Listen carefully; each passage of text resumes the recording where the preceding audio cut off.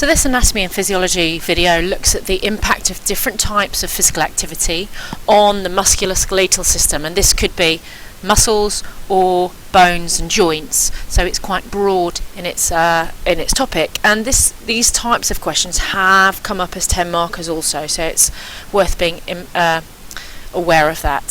So the specification is quite broad in that you can have a look at this anyway, but it asks you to look at different types of physical activity: contact, high impact, repetitive activities. So what do we mean by these? Well, high impact is anything which really puts some stress on the bones and joints, where it's load bearing activities. So here are some examples of high impact activities, and you need to give these as an example in your answers.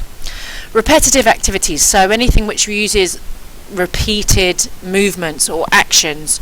So running, road running is a typical example of that, where there's constant, actually you could argue that's high impact and repetitive. The same joints are doing the same movements every single part of that action, but it's also load bearing.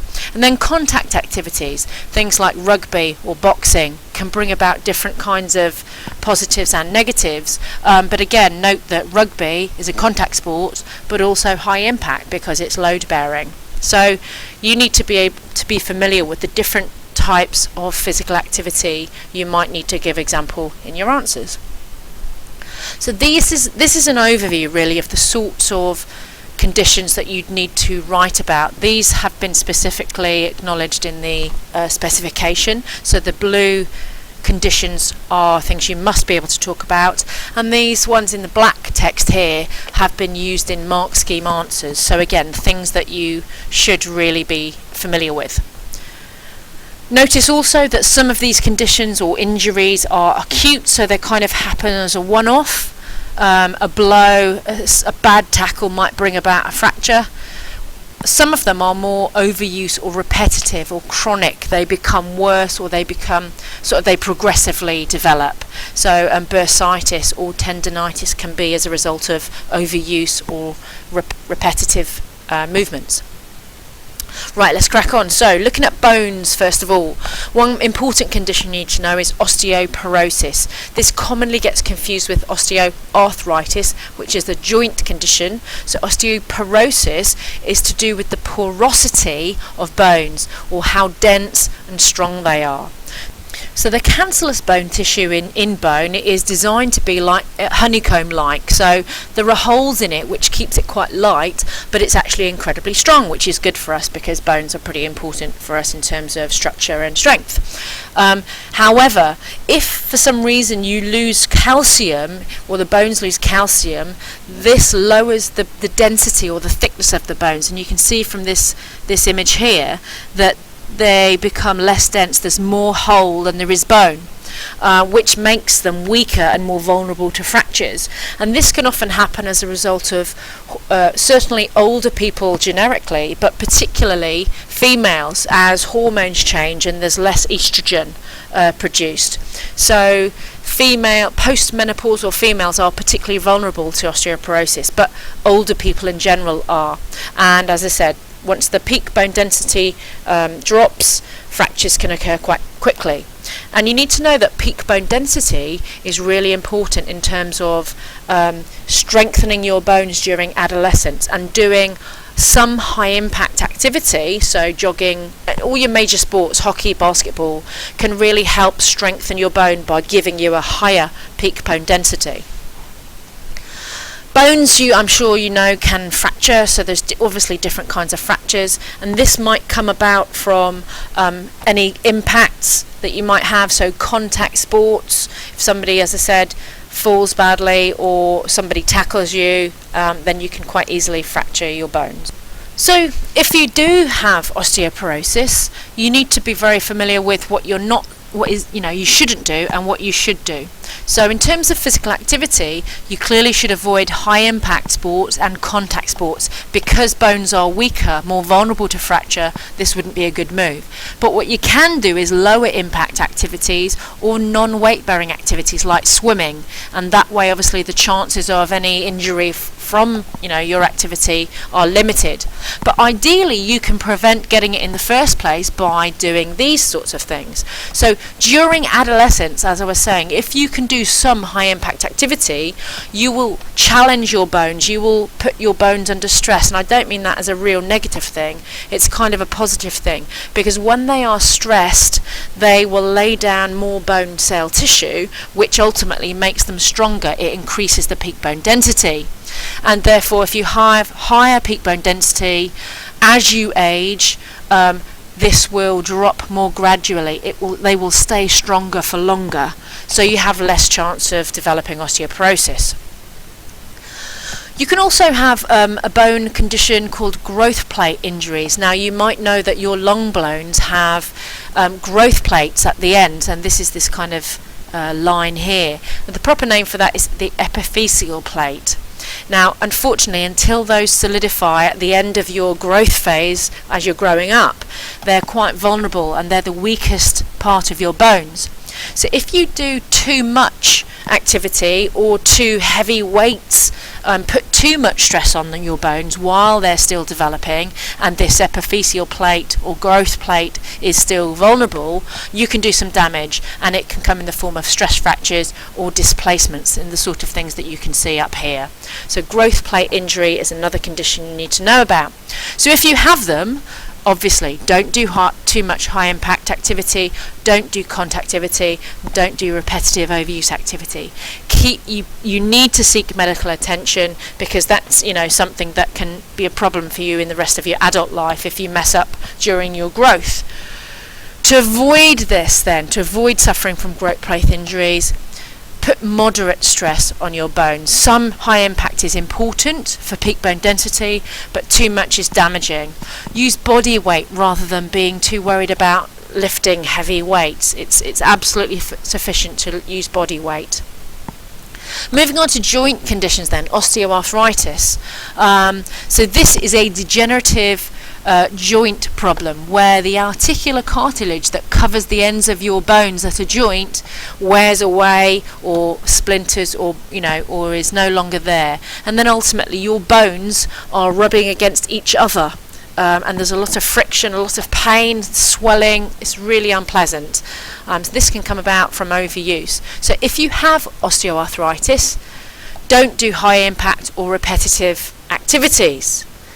Do lower impact activities, cycling or walking. You want to take stress off those joints, and it might be worth considering if it's appropriate weight management, because obviously if you are heavier, if there's a greater mass, there's greater pressure on those joints and then greater damage and greater pain. But ideally, to avoid getting osteoarthritis in the first place, moderate load stress on your joints. So don't overdo it again. Think about weight management, because if you are overweight or obese, you're putting excessive pressure. So do some aerobic exercise that can reduce your weight and reduce the stress. Do a mixture of activities. If you do the same activities repeatedly, your poor joint gets a hammering. So it's worth mixing up some high impact and some lower impact activities. Another joint condition you need to know about is joint stability. Now, your ligaments, as you should know, are very important in stabilizing your joints, holding them in place, keeping them aligned and working in the ways they're supposed to work, and avoiding movements in a way they're not supposed to move. And obviously your musculature around a joint, so that the work of your muscles and having strong muscles is really important in helping joint stability as well. If you have any kind of impact, so you get a knock or you get tackled or hit, then that can be a problem, and your ligaments can be overstretched or ripped even. So the role of your muscles and your ligaments in combination can really help joint stability. So if you have unstable joints, do not do contact sports where you might knock them and there might be some dislocation. Be aware of activities where there's a lot of changing of direction in your joints, and it will be twisting and turning, and that will just challenge their stability.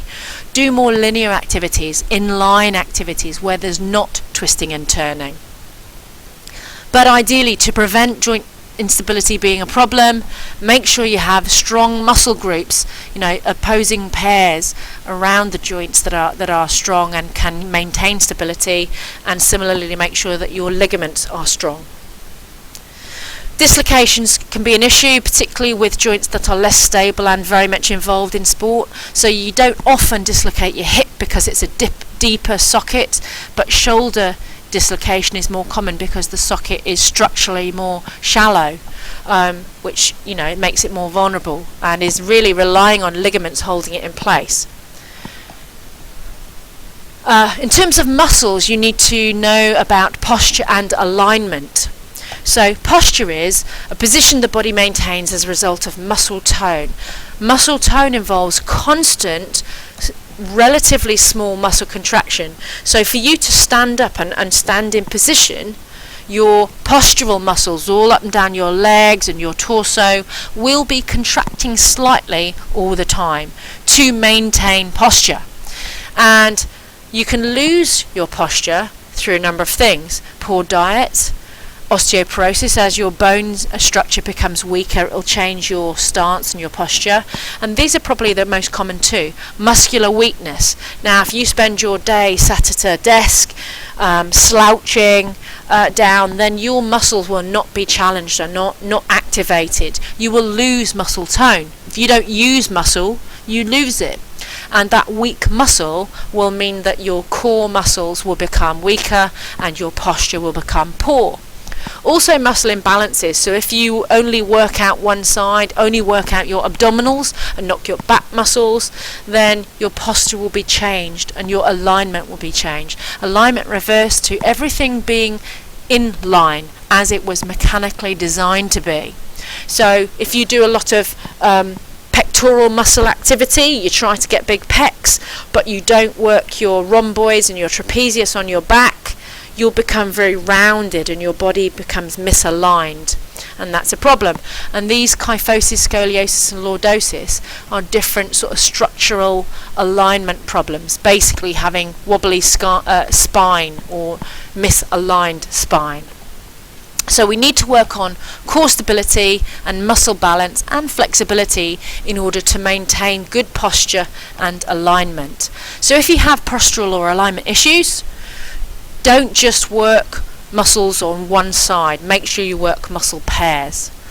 So as I said, train in pairs. Make sure you do core strength activities. So this has become very much more apparent. So the fit ball or the Swiss ball activities where you challenge your core muscles, doing the plank. To prevent it, make sure you think about functional posture. So in your daily activities, lift properly, sit properly, walk up tall and up, upright, thinking about those things. Always work on your core and make sure you balance left and right, front and back training. You can also have these other injuries or conditions that come about. So inflammation of soft tissues is a common problem. You've probably heard of tendinitis or tennis elbow or shoulder tendinitis. And this is basically inflammation of the tendons at these joints from overuse. So golfer's elbow, that repetitive movement that you might do playing tennis or golf, or throwing activities, your rotator cuff muscles will become inflamed because they've been used so much. So itis is inflammation, and obviously tendinitis is inflammation of tendons.